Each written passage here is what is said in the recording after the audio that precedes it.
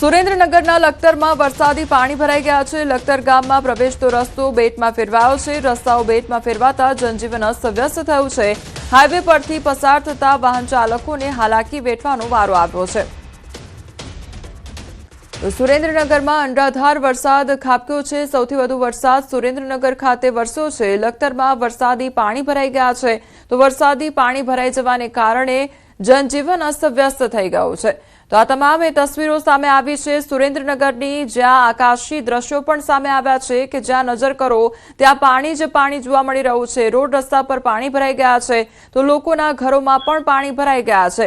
તો બીજી તરફ સુરેન્દ્રનગરમાં તળાવ તૂટ્યું હોય તેવી પણ ઘટના સામે આવી હતી। એટલે એક તરફ અનરાધાર વરસાદનું પાણી અને બીજી તરફ તળાવનું પાણી લોકોના ઘરોમાં ઘૂસ્યા હતા અને જેના કારણે લોકોને પારાવાર મુશ્કેલીનો સામનો કરવો પડી રહ્યો છે। તો ચારે બાજુ જળબંબાકારની સ્થિતિ જોવા મળી રહી છે। સંવાદદાતા અક્ષય અમારી સાથે જોડાઈ ગયા છે। અક્ષય, સુરેન્દ્રનગરમાં સૌથી વધુ વરસાદ ખાબક્યો છે તો બીજી તરફ તળાવ તૂટવાની પણ ઘટના બની, આખરે શું સ્થિતિ છે?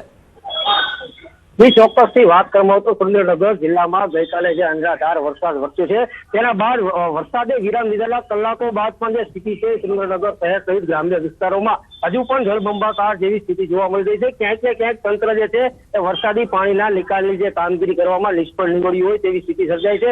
સુરેન્દ્રનગર શહેરની વાત કરવામાં તો સુરેન્દ્રનગર શહેરના અનેક વિસ્તારો છે તેમાં ગઈકાલે મોડી સાંજના આસપાસ જે છે એ આસપાસના ગામોનું જે સીમનું જે પાણી છે રતનપર ને આસપાસના જે વિસ્તારો છે તેમાં ફરી વળ્યું હતું। તેના કારણે અનેક લોકોના ઘરો છે, ઘરોમાં પાણી ઘૂસી ગયા હતા અને વરસાદે વિરામ લીધાના 18 કલાક બાદ પણ હજુ પણ પરિસ્થિતિ છે જેવી તેવી જોવા મળી રહી છે। બીજી તરફ ગ્રામ્ય વિસ્તારોની જો વાત કરવામાં આવે તો લખતર તાલુકાના જે ગ્રામ્ય વિસ્તારોમાં છે તે ખેતરો છે જળબંબાકાર થઈ ગયા છે।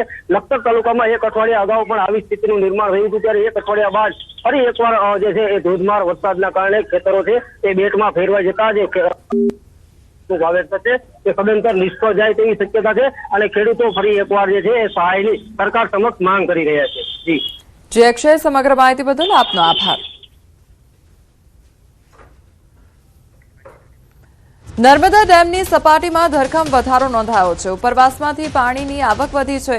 ઉપરવાસમાંથી 44,144 ક્યુસેક પાણીની આવક થઈ છે તો ડેમની સપાટી 131.26 મીટર પર પહોંચી ગઈ છે।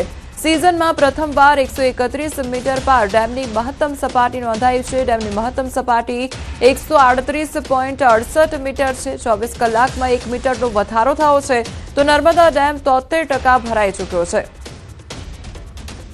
સંવાદદાતા દીપક અમારી સાથે જોડાઈ ગયા છે। દીપક, નર્મદા ડેમની પાણીની આવકમાં સતત વધારો થઈ રહ્યો છે, શું અપડેટ?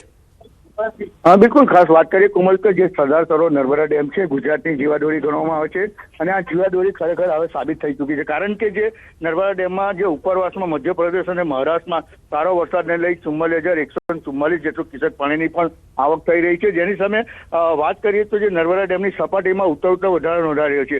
દરરોજ એક મીટરનો વધારો થતા આજે 131 મીટરે પાર નર્મદા ડેમ થઈ ચૂક્યો છે। હાલ નર્મદા ડેમની સપાટી 121.21 મીટરે પહોંચતા સિઝનમાં પ્રથમવાર 131 મીટર પહોંચી છે। એટલે આવનારા દિવસોમાં જે નર્મદા ડેમ છે એ ગુજરાતની જીવાદોરી સાબિત થઈ, કારણ કે એની મહત્તમ સપાટી જે છે 138.68 મીટર છે। હવે માત્ર કહી શકાય કે 7 મીટર જેટલી બાકી છે, એટલે જેને મહત્તમ સપાટી પર પહોંચતા નર્મદા ડેમના ગેટ પણ ખોલવામાં આવશે। જી દીપક, સમગ્ર માહિતી બદલ આપનો આભાર।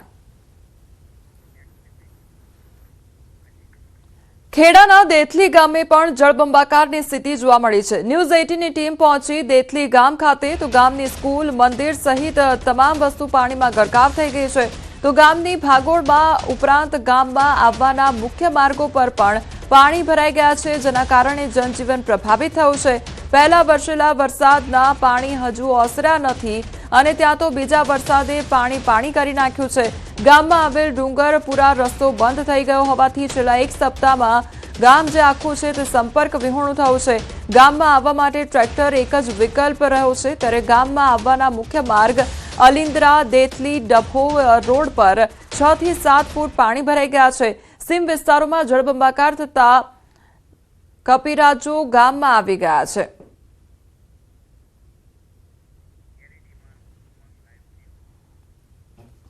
સંવાદદાતા ઉમંગ અમારી સાથે જોડાઈ ગયા છે। ઉમંગ, ખેડામાં અનરાધાર વરસાદ ખાબક્યો છે, ત્યારબાદની કેવા પ્રકારની પરિસ્થિતિ છે? લોકોને કેટલી મુશ્કેલીનો સામનો કરવો પડી રહ્યો છે? બિલકુલ ચોક્કસ સ્થિતિમાં જે પ્રકારે ખેડા જિલ્લાની અંદર સૌથી વધુ વરસાદ ખાબક્યો આ વખતે રેડ એલર્ટ હતું અને 20 ઇંચથી વધુ વરસાદ પડ્યો. વરસાદે એવી તારાજી સર્જી કે હજુ પણ આ પાણી ઓસરવાનું નામ નથી લઈ રહ્યા. અત્યારે હું પહોંચ્યો છું માતર તાલુકાના દેથલી ગામે પહેલા 7 દિવસ પહેલા જયારે વરસાદ પડ્યો ત્યારે જળબંબાકારની સ્થિતિ થઈ હતી અને પાણી ઓસરા નતા અને બીજો વરસાદ પડ્યો ત્યારે આ ગામ છે, તમે સીધા દ્રશ્યો તમે જોઈ શકો છો તે જે ગામ છે અહીંથી દેખાઈ રહ્યું છે. આ ગામની અંદર જવા માટે ટ્રેક્ટર સિવાય બીજો કોઈ વિકલ્પ નથી, કાં તો નાવડું લઈને જવું પડે કારણ કે પાણી એટલા ભરાઈ ગયા છે કે લોકોને ભારે હાલાકી વેઠવાનો વારો આવે છે. સ્થાનિકો આપણી સાથે દીપા જોડાયા છે, સીધી એમની સાથે વાત કરવાનો પ્રયત્ન કરીશું. શું નામ તમારું ને કેવા પ્રકારની સ્થિતિ થઈ છે? રાયસંગભાઈ ખોડાભાઈ સોલંકી. છેલ્લા પહેલા વરસાદમાં પાણી હતું એના કરતા બીજા વરસાદની અંદર પાણી ખૂબ વધી ગયું છે અને પાણીનો નિકાલો એક જ છે. એના કારણે ઉપરવાસમાંથી વસો, અલિન્દ્રા, ખાંડલી અને લવાલ, બળકદ આ બાજુથી પાણીનો આવરો વધારે હોય, નિકાલના કોસમાં પાણીનો નિકાલ થતો નથી. એના કારણે અહીંયા પાણી ભરાઈ રહે છે. હજુ પણ 10 દિવસ સુધી ભરાઈ રહેશે એવી શક્યતાઓ છે. બિલકુલ ચોક્કસ. અન્ય પણ એક વ્યક્તિ સાથે વાત કરીશું. ગામની અંદર આવવા જવા માટેનો કોઈ વિકલ્પ નથી રહ્યો, અત્યારે ટ્રેક્ટર લઈને ફરવું પડે છે. કેવી લોકોને ઉપાધિ થઈ રહી છે? બસ ટ્રેક્ટર સિવાય અત્યારે કઈ સાધન નીકળતું નથી. બાઇક અંદર બંધ થઈ જાય, ગાડી બંધ થઈ શકે ને એટલું પાણી છે ડીચનસામાં પાણી. અન્ય બધા વિસ્તારોમાં માધુપુરા, આમાં ગાંધીપુરા, શક્તિપુરા બાજુ જવાના રસ્તા ઉપર બધે ઠેર ઠેર પાણી ભરાયેલું છે. બિલકુલ ચોક્કસથી કોમલ, અન્ય પણ વ્યક્તિઓ છે, વાત કરીશું એમની સાથે. આ જે વરસાદ પડ્યો, હજારો વીઘા પાણીમાં ગરકાવ છે, કેટલું નુકસાન છે, ગામમાં લોકોને કેવી તકલીફ પડી રહી? માતર તાલુકાના દેથલી ગામમાં ભારેથી અતિ ભારે વરસાદ થયો છે ત્યારે જળબંબાકારની સ્થિતિ ઉત્પન્ન થઈ છે. હવે ખેતીમાં જે અત્યારે ડાંગર રોપણીની સિઝનની સમયે વરસાદ પડેલો ઘણી જગ્યાએ પાણી ભરાઈ ગયા છે, ઘણા વિસ્તારોમાં પાણી ભરાયા છે. અત્યારે ગાંધીપુરા, માધુપુરા, અડીડાપુરા, ભરતપુરા વિસ્તારમાં અને બાટવા ચોકડીથી ડબો રોડ ઉપર ઘણી પાણી ભરાયું છે. એટલે અત્યારે અવર જવર માટે ટ્રેક્ટર સિવાય કોઈ વિકલ્પ રહ્યો નથી. ત્યારે આજે ગ્રામ પંચાયત દેથલી અને તાલુકા પંચાયત તથા ગ્રામજનો અત્યારે પૂરી સારવાર અને તેની સેવામાં જોડાઈ રહ્યા છે. ત્યારે ઘણી જગ્યાએ આ પ્રશ્ન અત્યારે છે તો ધારાસભ્યશ્રી પણ મુલાકાત લીધેલી છે અને આ પ્રશ્ન વહેલી તકે પાણીનો નિકાલ થાય અને અવર જવર ચાલુ થાય એવી અમારી સૌની નમ્ર વિનંતી છે. બિલકુલ ચોક્કસથી અન્ય લોકો છે એમની સાથે વાત કરું. આ પાણી સરપંચ છે પણ સરપંચ બોલવા તૈયાર નથી, એટલે કહી શકાય કે ક્યાંક ને ક્યાંક તંત્ર છે ત્યાં ગામમાં નિષ્ફળ હોય તો સરપંચ શું આ પાણી ભરવાનું કારણ શું? લાવો બોલું. ભાઈ સરકારે કરોડો રૂપિયા આપ્યા, લાખો રૂપિયા આપ્યા, નહીં આપ્યા નહીં. સરકારે બહુ કામ કરેલો. અહીંયા આગળ અમારા ગામમાં આ તળાવ બળાવ બધું છે. આ 15 વર્ષ, 20 વર્ષ, આ 35 વર્ષ, 40 વર્ષ પહેલાની જે સરકારે એક પાયલીનું કામ કરેલું નહીં. આ સરકારે પાણી નિકાલ કેમ નહીં? પાણી નિકાલ ના થાય, આખા ગુજરાતમાં નહીં થયો. સરકાર શું કરી લે? આખા ગુજરાતમાં તમને ચોય પાણી નિકાલ દેખાય? લોકો કહે છે કે એક અઠવાડિયાથી પાણી ભરેલું દ્વારા કર્યા છે આ પાણી નિકાલ. ન્યૂઝ વાળા ના કરે પણ એક અઠવાડિયાથી પાણી ભરેલું છે. કાસ જવાબદાર છે કે શું જવાબદાર છે એમ કહી રહ્યા છે લોકો? એમ કહે છે કે એક અઠવાડિયાથી દેથલી ડુંગરપુરા રોડ